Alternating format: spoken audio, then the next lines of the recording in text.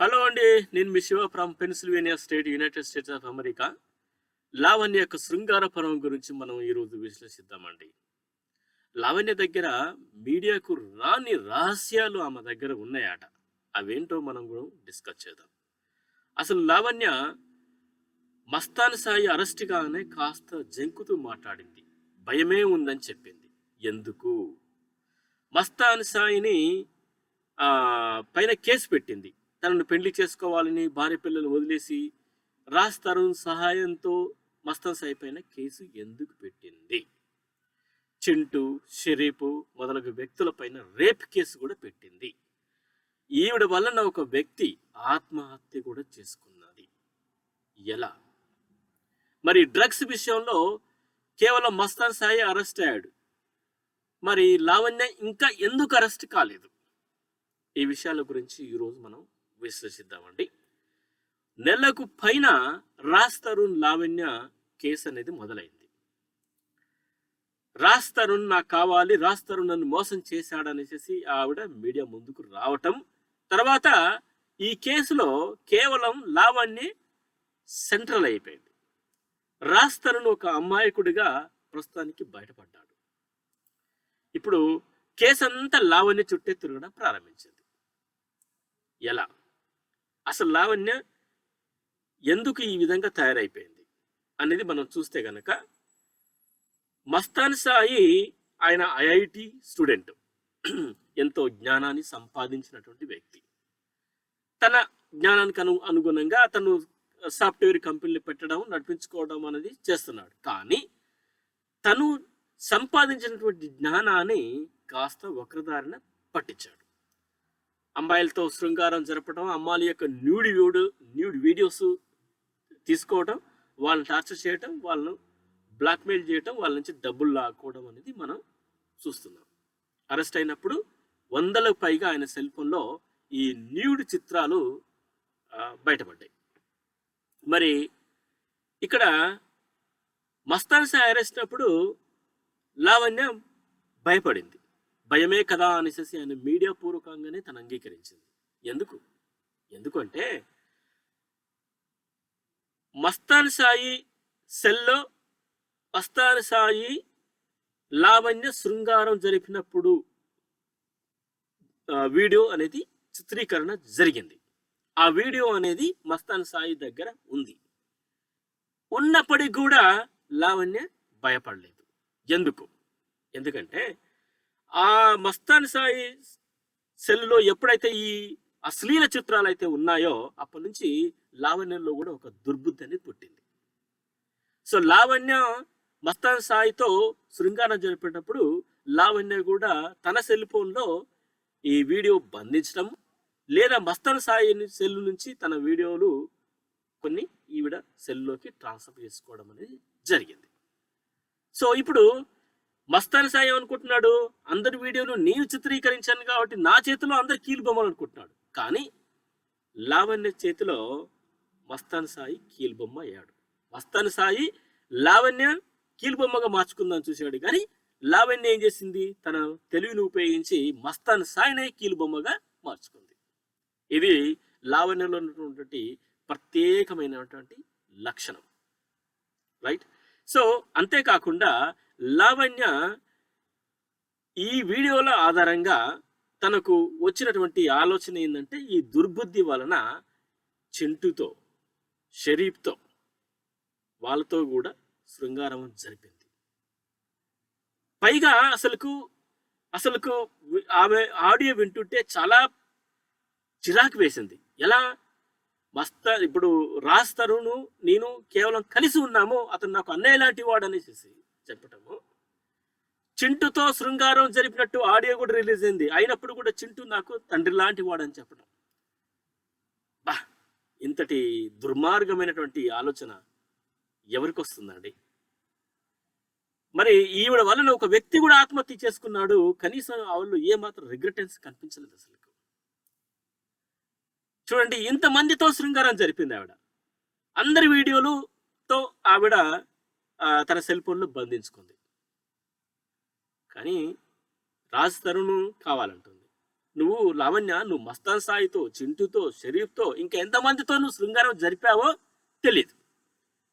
ఇంతమందితో శృంగారం జరిపి ఈరోజు నువ్వు రాస్తారు నాకు కావాలి, మేము 15 సంవత్సరం కలిసి ఉన్నాము, మాది చిన్న బంధం కాదు, 15 సంవత్సరాల బంధం, కాబట్టి రాస్తారు నువ్వు ఎక్కడ ఉన్నా సరే తిరిగి నా దగ్గరకు వస్తాడు అనేసి చాలా గొప్పగా చెప్తున్నావు నువ్వు. అసలు వినటానికి నాకు చాలా సిగ్గేసింది. అసలు ఎలా వస్తాడమ్మా రాస్తారు నీకు? అంటే నువ్వు ఇంతమంది వ్యక్తితో శృంగారం జరిపొచ్చు, రాస్తారని మాత్రం కావాలి. మళ్ళీ ఇంకొక మాట అన్నావు, నేను ఇన్ని సంవత్సరాలు కలిసి ఉన్నాను, సో రాస్తారని అనే వ్యక్తి అనేది ఖచ్చితంగా నాకు కావాలనేసి అన్నావు. ఎలా ఉంటాడు, ఎలా వస్తాడు నీ దగ్గరికి? ఇన్ని సంవత్సరాలు నేను మరి ఇలాంటి తప్పులు చేసినప్పుడు రాస్తారని ఇంట్లో నుంచి బయటకు ఎలా కొట్టాలి కదా అనేసి ప్రశ్నించావు. అమ్మా లావణ్య, రాస్తారును అప్కమింగ్ హీరో, ఇప్పుడిప్పుడే ఆయన ఎదుగుతున్నాడు, చిన్న చిన్న సినిమాలు ఆయన చేసుకుంటున్నాడు, ఆయన యొక్క కెరియర్ పైన దృష్టి పెడతాడు. అంతేకాని నీలాంటి వ్యక్తులతో అప్పుడే ఇలాంటి ప్రాబ్లంలు ఎదుర్కొంటే తన కెరియర్ ఎక్కడ నాశనం అవుతుందో అని ఆలోచించి నువ్వు చేసే పనులకు ఆయన దూరంగా ఉన్నాడు. కారణం అది.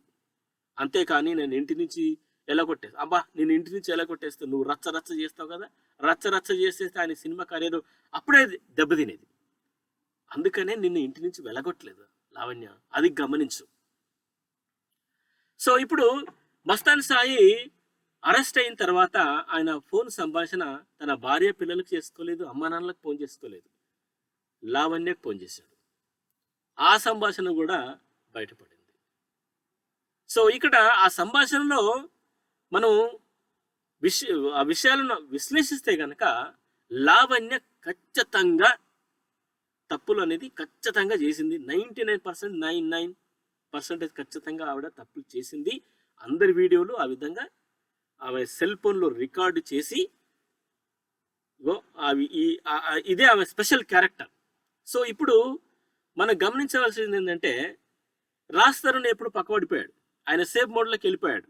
ఇప్పుడు శేఖర్ భాష మధ్యలో ఎంట్రీ తర్వాత ఈమె యొక్క స్టోరీ మొత్తం మారిపోయింది, చాలా మొత్తం మారిపోయింది. ఎవ్రీబడీస్ ఆమె వైపే ఏలెత్తి చూపిస్తున్నారు.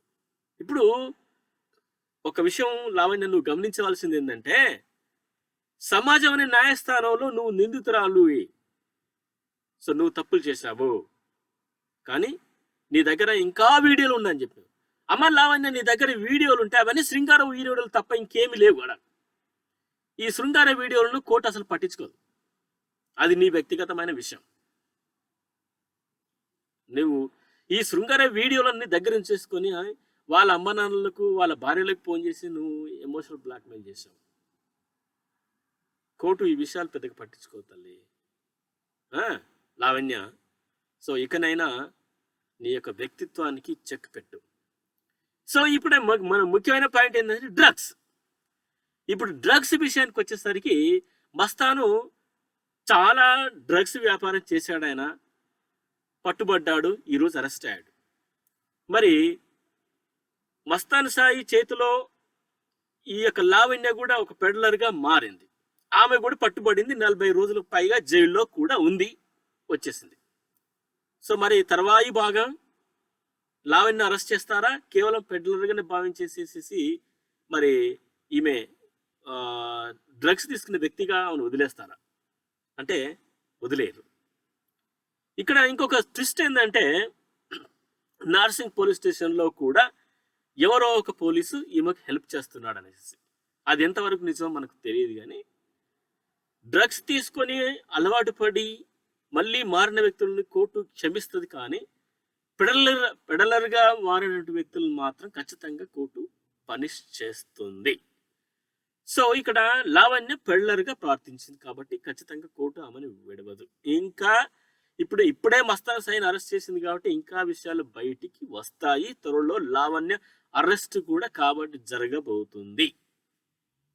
సో లావణ్య, నువ్వు మీడియా ముందుకొచ్చి నువ్వు ఉపయోగించిన పదాలు, నువ్వు రికార్డు చేసినటువంటి ఆడియోలు, వీడియోలు అన్నీ కూడా నీకు హెల్ప్ అవుతాయి అనుకున్నావు, కానీ అవన్నీ కూడా చివరికి నీ మీదకే వచ్చేసి కూర్చున్నాయి.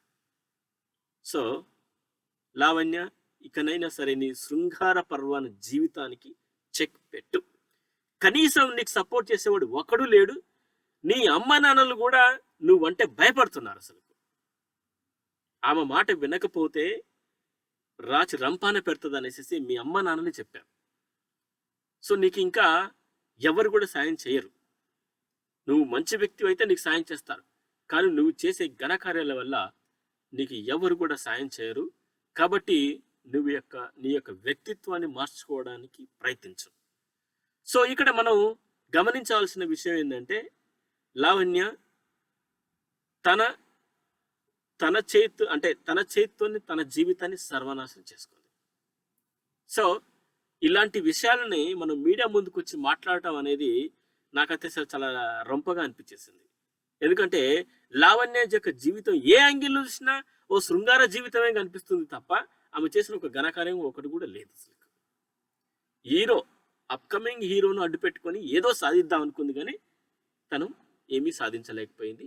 చివరికి ఆవిడ తవ్విన గోతిలో ఆవిడే పడింది. ఇది లావణ్య యొక్క జీవితం. సో మరి వీళ్ళ జీవితాలు బాయ్స్ అండ్ గర్ల్స్కి, మెన్ అండ్ ఉమెన్కి ఒక గుణపాఠం. సో కాబట్టి ఇలాంటి అంటే శృంగార జీవితంలో తప్పులు చేసేవాళ్ళు జాగ్రత్త. సో నీ పార్ట్నర్ కాదు, నీ వైఫ్ హస్బెండ్ అనేది మధ్యలోనే శృంగారం అనేది జరగాలి. కానీ అది దాటి వేరే అమ్మాయితో వేరే అబ్బాయితో ఇలాంటి శృంగార జీవితం గడిపితే ఇలాంటి వీడియోలో బయటకు వస్తాయి, మీ యొక్క జీవితం సర్వనాశనం అవుతుంది. కాబట్టి లావణ్యను ఆమె శృంగార పర్వం జీవితాన్ని ఒక ఉదాహరణగా తీసుకొని men, women, boys and girls, be careful. Thank you very much for watching this video.